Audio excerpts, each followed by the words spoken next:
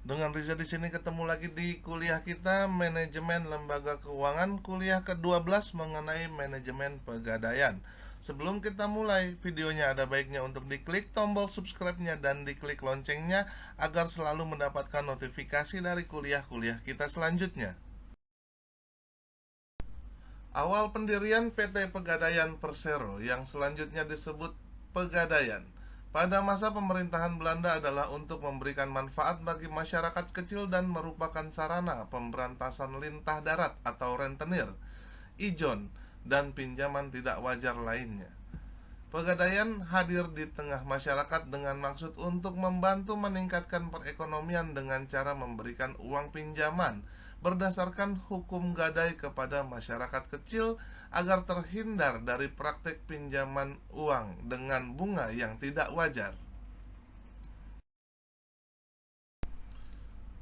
Pegadaian berdiri atas dasar keinginan mulia pemerintah untuk membantu masyarakat luas yang membutuhkan solusi pendanaan, mencegah ijon, rentenir, dan pinjaman tidak wajar lainnya guna meningkatkan kesejahteraan rakyat kecil, serta mendukung program pemerintah di bidang ekonomi dan pembangunan nasional.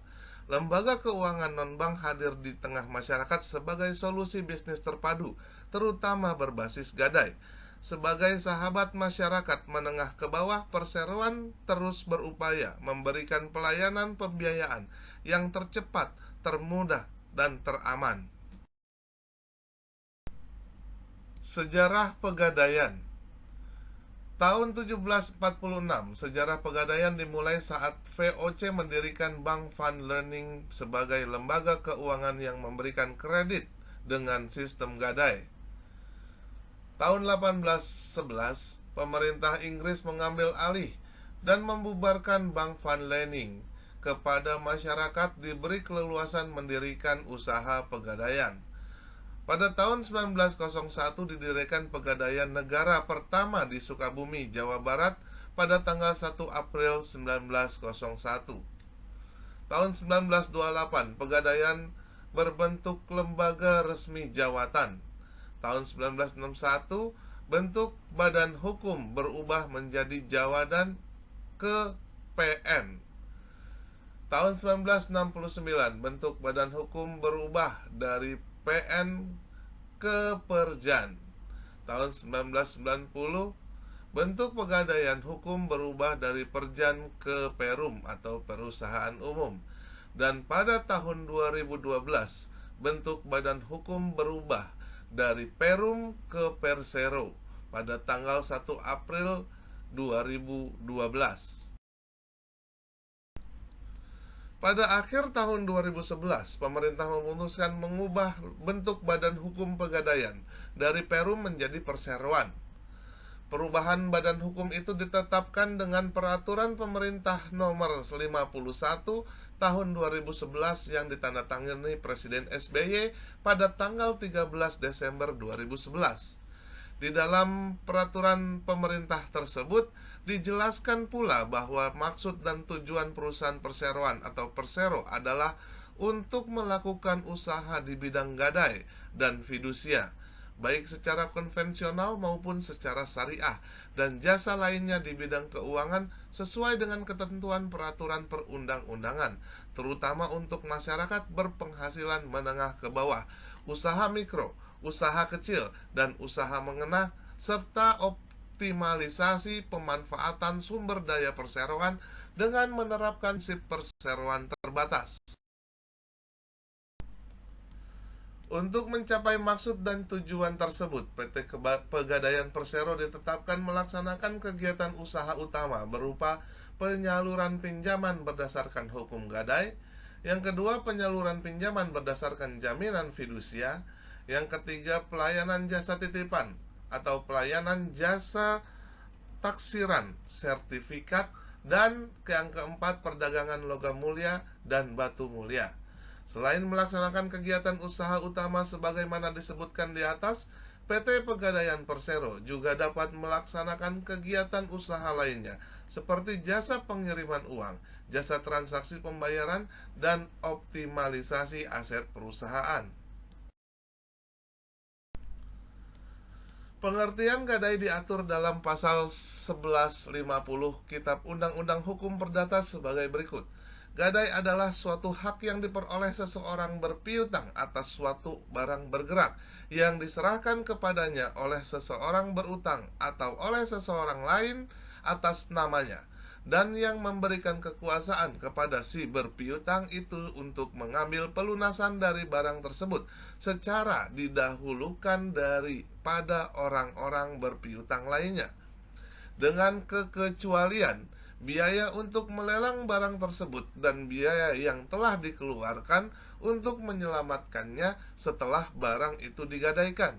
Biaya-biaya mana harus didahulukan?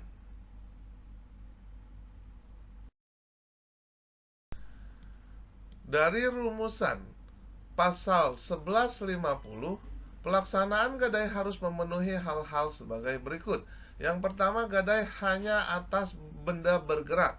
Yang kedua, benda milik pemberi gadai atau milik orang lain yang dikuasakan kepada pemberi gadai. Penyerahan penguasaan benda kepada penerima gadai dan pemberian hak kepada penerima gadai untuk memperoleh pelunasan terlebih dahulu atas piutang kreditor lainnya. Proses pemberian kredit gadai. Sebelum membahas proses pemberian kredit gadai, maka diperlukan pengetahuan tentang barang-barang yang dapat digadaikan dan barang-barang yang tidak dapat digadaikan. Barang-barang yang dapat diterima sebagai barang jaminan adalah semua barang bergerak, antara lain barang perhiasan, logam mulia, dan permata. Yang kedua, kendaraan seperti mobil, sepeda motor, dan sepeda. Yang ketiga, barang rumah tangga seperti perabotan rumah tangga, gerabah, dan peralatan elektronik. Yang keempat, mesin traktor, pompa air, generator, dan gergaji mesin. Yang kelima, tekstil seperti bahan pakaian, sarung, spray, dan permadani. Dan keenam, barang lainnya yang memiliki nilai ekonomis yang akan diatur berdasarkan peraturan pegadaian. Sedangkan barang yang tidak dapat diterima di pegadaian adalah sebagai berikut. Yang pertama, barang-barang milik pemerintah seperti senjata api, senjata tajam, pakaian dinas, dan perlengkapan TNI atau Polri. Yang kedua, barang konsinyasi. Yang ketiga, barang-barang yang mudah busuk seperti makanan, minuman, dan obat-obatan. Yang keempat, barang-barang yang berbahaya yang mudah terbakar seperti korek api, mercon, mesiu, bensin, dan tabung gas. Selanjutnya yang kelima, ada barang yang dilarang peredarannya seperti narkoba dan lain sebagainya. Yang keenam, barang yang tidak tetap harganya dan sukar diterapkan taksirannya seperti lukisan, barang purbakala, dan barang antik. Selanjutnya ada barang lainnya seperti halnya pakaian jadi, barang yang pemakaiannya sangat terbatas dan tidak umum, misalnya peralatan kedokteran, peralatan wartel, dan alat perlengkapan westa. Selanjutnya yang terakhir yang tidak bisa digadai adalah binatang atau hewan ternak. Berikut ini adalah alur pemberian kredit gadai. Yang pertama, penyerahan salinan identitas dan agunan, yaitu nasabah datang ke loket pegadaian dengan menyerahkan salinan identitas, KTP, SIM atau paspor, dan barang jaminan yang akan digadaikan. Yang kedua, penilaian agunan. Petugas pegadaian menaksir barang jaminan yang diserahkan nasabah guna menentukan nilai dan jumlah uang pinjaman yang dapat diperoleh. Yang ketiga, approval kredit. Maksudnya adalah konfirmasi kepada nasabah untuk mendapatkan persetujuan mengenai jumlah uang pinjaman. Selanjutnya, proses approval oleh internal pegadaian secara berjenjang sesuai dengan besaran uang pinjaman. Yang keempat, administrasi perjanjian kredit, yaitu petugas pegadaian memproses administrasi perjanjian kredit atau surat bukti gadai. Yang kelima, penandatanganan perjanjian kredit atau surat bukti gadai, yaitu petugas pegadaian dan nasabah menandatangani surat bukti gadai asli SBG dibawa nasabah dan salinan disimpan di pegadaian. Yang keenam adalah pencairan kredit, yaitu nasabah menerima uang pinjaman sejumlah yang telah disepakati yang diserahkan oleh petugas pegadaian. Proses pelunasan kredit gadai. Pelunasan kredit gadai terbagi atas dua bagian besar, yaitu pelunasan gadai atau tebus, yaitu transaksi pembayaran sebesar uang pinjaman ditambah dengan sewa modal oleh nasabah gadai. Pembayaran pelunasan gadai dapat dilakukan di semua kantor pegadaian. Yang kedua, perpanjangan gadai, yaitu transaksi pembayaran sebagian uang pinjaman ditambah dengan sewa modal atau sewa modal saja oleh nasabah gadai yang disebabkan salah satu transaksi di bawah ini, seperti ulang gadai, yaitu transaksi memperpanjang tenor atau jangka waktu gadai sebesar uang pinjaman yang lama. Yang kedua ada cicil, yaitu transaksi memperpanjang tenor atau jangka waktu gadai dengan didahului pembayaran sebagian uang pinjaman. Dan yang ketiga ada minta tambah, yaitu transaksi memperpanjang tenor jangka waktu gadai dengan hanya membayar sewa modalnya saja.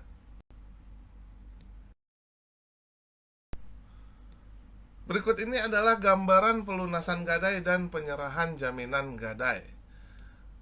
Untuk gambar pertama, yaitu penyerahan surat bukti gadai atau SBG.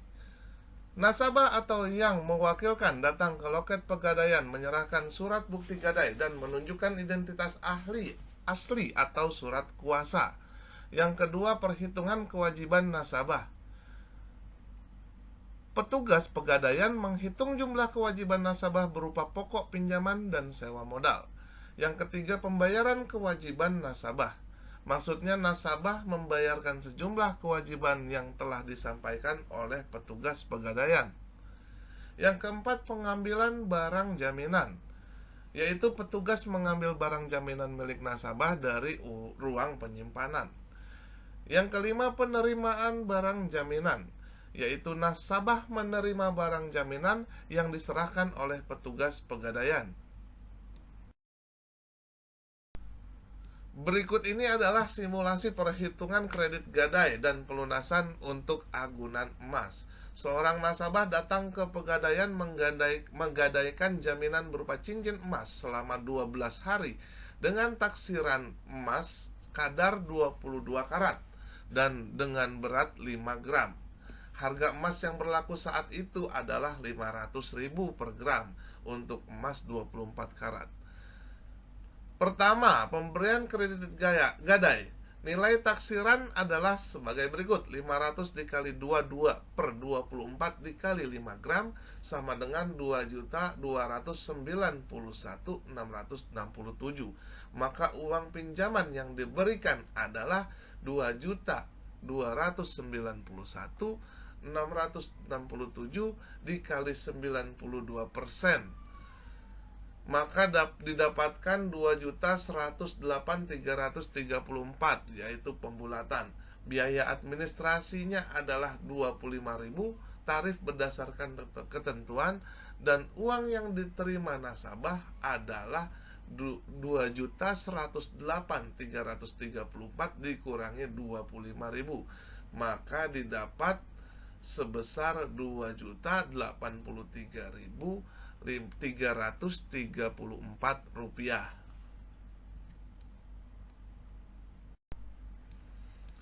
Pelunasan kredit gadai. Jangka waktu pinjaman 12 hari, yaitu pembulatan per 15 hari.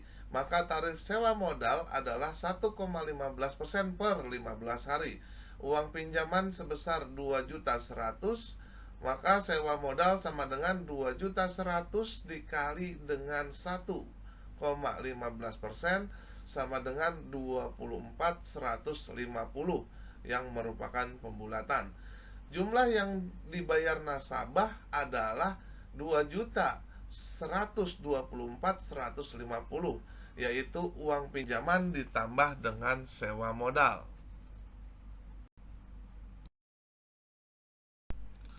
Berikut ini adalah daftar golongan uang pinjaman dan tarif biaya dari PT Pegadaian Persero. Untuk golongan A, 50.000 sampai dengan 500.000 sewa modal per 15 hari adalah 0,75 dengan biaya administrasi 2.000. Sedangkan dari golongan B1 sampai dengan C3, sewa modal per 15 hari adalah 1,15% dengan biaya administrasi bervariasi dari 8.000 sampai dengan 80.000. Untuk golongan D minus kantong sama dengan 20 juta atau 20 miliar 20 juta 100 ke atas, yaitu 1%, dengan biaya administrasi 100.000. Dan D gudang, golongan D gudang 20 juta 100 ke atas dengan sewa modal 15 hari yaitu 1,15%, biaya administrasinya sebesar Rp100.000. Berikut adalah alur perpanjangan gadai. Transaksi perpanjangan gadai dilakukan oleh nasabah gadai, merupakan fasilitas dari pegadaian untuk mencicil atau menambah uang pinjaman dan untuk memperpanjang jangka waktu gadai. Pertama yaitu penyerahan surat bukti gadai atau SBG. Nasabah atau yang diwakilkan datang ke loket pegadaian menyerahkan surat bukti gadai. Yang kedua, perhitungan kewajiban nasabah, yaitu petugas pegadaian menghitung jumlah kewajiban nasabah berupa cicilan jika ada, dan sewa modal dan biaya administrasi. Yang ketiga, pembayaran kewajiban nasabah. Nasabah membayar sejumlah kewajiban yang telah disampaikan oleh petugas pegadaian. Dan yang keempat, penerimaan kembali surat bukti gadai atau SBG. Setelah petugas memproses perpanjangan atau angsuran kredit gadai, nasabah membawa kembali surat bukti gadai berikut bukti transaksi yang baru.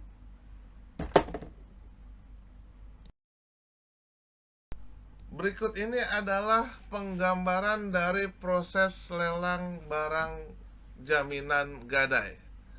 Yang pertama, petugas menghubungi nasabah, yaitu petugas pegadaian menghubungi nasabah untuk mengingatkan kreditnya yang akan jatuh tempo.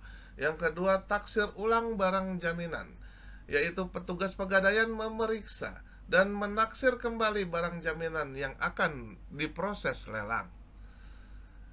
Yang ketiga adalah pelaksanaan lelang, yaitu petugas pegadaian melakukan lelang barang jaminan. Yang keempat yaitu pembukuan kewajiban nasabah, yaitu petugas pegadaian mencatat atau membukukan hasil penjualan lelang untuk menutup kewajiban nasabah. Yang kelima yaitu pembayaran uang kelebihan lelang jika ada. Maksudnya adalah apabila hasil penjualan lelang melebihi jumlah kewajiban nasabah, maka nasabah yang bersangkutan berhak mengambil dan menerima uang kelebihannya. Uang kelebihan lelang. Uang kelebihan lelang merupakan hak nasabah, yaitu uang yang didapat atau dikembalikan kepada nasabah atas hasil penjualan lelang barang jaminan sebesar selisih antara hasil penjualan lelang setelah dikurangi uang pinjaman atau sewa modal dan biaya lain-lain. Yang dimaksud dengan biaya lain-lain adalah biaya tambahan atau biaya sewa modal karena nasabah memanfaatkan layanan tunda lelang, dan biaya lainnya atas pengelolaan barang jaminan sebelum pelaksanaan lelang yang ditetapkan oleh pejabat berwenang. Pemberitahuan kepada nasabah adanya uang kelebihan atas penjualan lelang barang jaminan disampaikan melalui papan pengumuman di kantor PT Pegadaian Persero. Dan bagi nasabah dengan nilai uang kelebihan yang relatif besar, maka pemberitahuan disampaikan secara langsung kepada nasabah atau yang bersangkutan melalui surat, SMS, maupun telepon. Pemberitahuan uang kelebihan selambat-lambatnya diberikan pada bulan ke-10 setelah bulan pelaksanakan lelang. Pembayaran uang kelebihan dapat dilakukan langsung setelah pelaksanaan dan administrasi lelang selesai di outlet tempat pengajuan kredit. Jangka waktu pengambilan uang kelebihan lelang selama 1 tahun sejak tanggal lelang, Dan jika melewati waktu dari jangka waktu pengambilan uang kelebihan lelang, nasabah menyatakan setuju untuk menyalurkan uang kelebihan tersebut sebagai dana kepedulian sosial yang akan atau yang dilaksanakan pelaksanaannya diserahkan kepada PT Pegadaian Persero. Quotes for today. If you want to make your dreams come true, the first thing you have to do is wake up.